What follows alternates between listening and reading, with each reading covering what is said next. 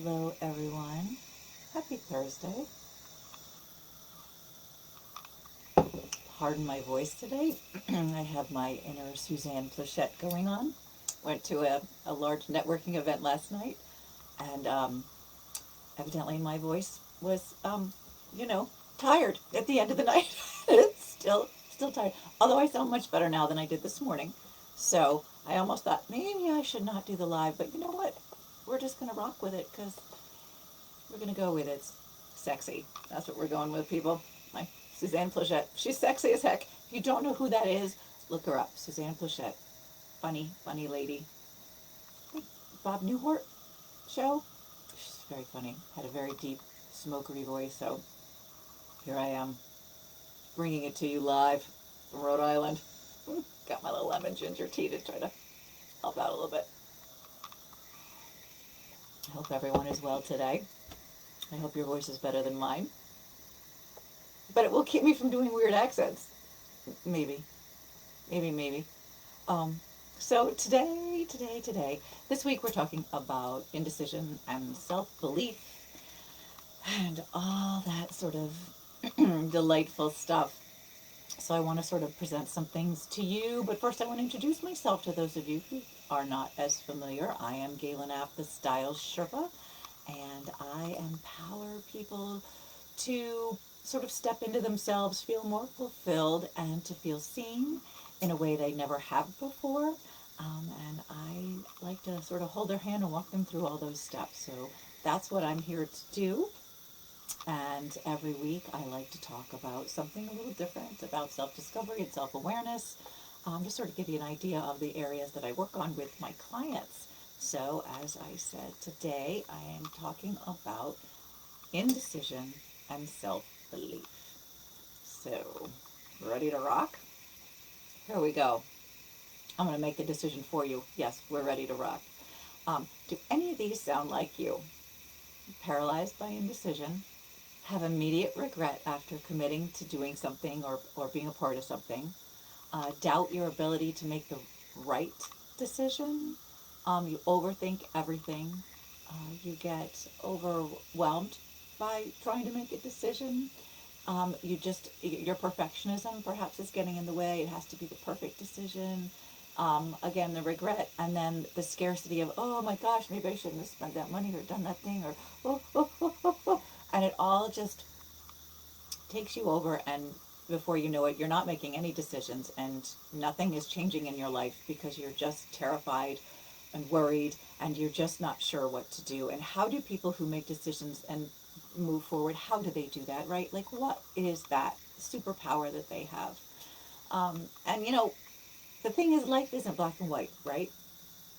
How are we supposed to know we're supposed to do something, to try something new, to buy that thing, to take the job, to what to wear to the event, which coat to wear? Is it going to rain? Is it not going to rain? I don't know. I don't want to make the wrong decision. What if the shoes I'm wearing are as comfortable as I think they are? There's so many things that get in the way of life. Should I take on that business coach? Should I not take on it? Should I read a book and do it myself? Should I take the trip? Should I invest in myself? Should I buy the new car? Should I lease the new car? I mean, there are so many decisions.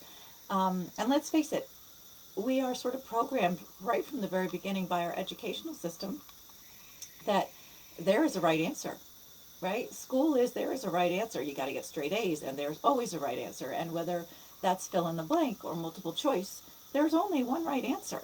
And they tell us that there's only one right answer. So, if we don't get that right answer, wrong answers mean a bad grade, which that's bad. That can get you in trouble with the parents. If your parents are like super like on grade, or you have like, you got to get into Harvard, you have to have straight A's, you have to do this. Wrong answers can mean embarrassment, like being laughed at or judged by others. Especially in grade school, if you didn't get the sticker. Remember the stickers? Come on, there was nothing better than getting a cool sticker. But if you didn't get a sticker and the kid next to you did, it was just like, ooh, it's kind of embarrassing. Wrong answers mean that you're not as smart or capable as other people. Those are all that messaging that we have gotten our whole life. That's what wrong answers are, right? And no wonder we can't make a decision. But I call them false fears. Now that I have sort of been working on this for a long time with myself and with other clients, other people. They're what I call false fears. It's basically the bad messaging. It's the messaging we receive through the educational system, and from other people in our life who are being ruled by their own false fears, right? So their false fears, they're passing them on to us. So, like generational trauma, right? All that stuff that we sort of pass down, like, oh my God, you have to make the right decision. And if you don't get the straight A's, and if you don't do this, and they pass it on to us, and they plant those seeds, and then they shove us off and say, good luck. So, there we are with our false fears, and we can get overwhelmed by them, and they can be paralyzing for sure. Um, so when we start to dig into ourselves, right? So when we start to really look and discover ourselves, we start to remove the power of the fear and put that power and trust back into ourselves. Um, the way we begin to trust ourselves and our intuition is to figure out these fears, these false fears that we are having, whatever they are for each of us. They can be different. They're going to be different for each of us. And we need to know where they come from. We need to find that origin point of those false fears. Just sort of really looking back. How far back does it go? Does it go to when you were just a little toddler and it was your parents? Was it a sibling? Was it a family member, a neighbor, a friend? Was there something that happened that sort of tripped that switch for you? Digging into and really figuring out, okay, where where does this belief that I can't make a decision, or if I make the wrong decision, something horrible is going to happen? Where does that come from? Understanding that origin point is really critical for so many things because it allows you to fully see the truth, um, the truth, not the false fear, but it allows you to see the truth of the situation, and the truth is probably, oh, that's not the right belief. That's not my belief. That's somebody else's belief.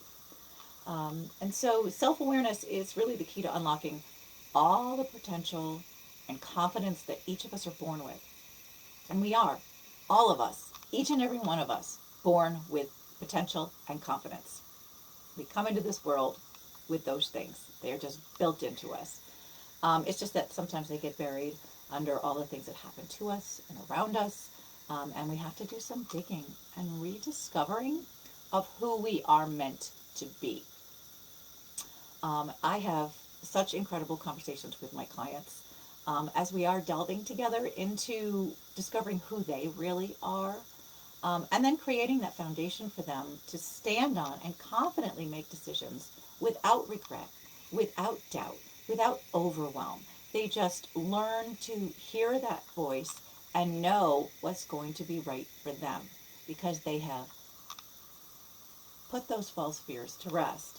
So, if you're feeling ready to start trusting yourself, to being more confident in your decision making, to learn to hear and trust your intuition, direct message me. And, let's start that conversation and see what it might look like for you to see if we can start getting you to where you are that confident person who can make decisions and just be like, yep, this is where I'm going right now. And you know what? If that doesn't actually work out the way I thought or wanted it, that's okay. I will pivot and do it some other way. And that is the goal, is to give yourself some peace. And that comes from self-trust. And that self-trust and self-belief will build confidence. And that's what I'm here to do, is to help people find out who they truly are, and we work together to figure out how you're going to show up, and how to make you just the best version so that you can go out into the world and bless the world with all the goodies that you are here to provide. I'm going to take a quick look at the comments to see if anybody's here. Nobody's here.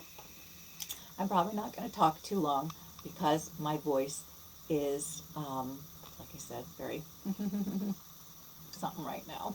Let's just take a sip of tea. But I think all of us have been indecisive, or we know somebody who is, and people who refuse to make decisions, and that in and of itself is making a decision by letting the decision be made by others or happen to you. So it's really important if you find that you are in this cycle of indecision making, that maybe and you're in this cycle and you're finding that you're not moving forward in any way.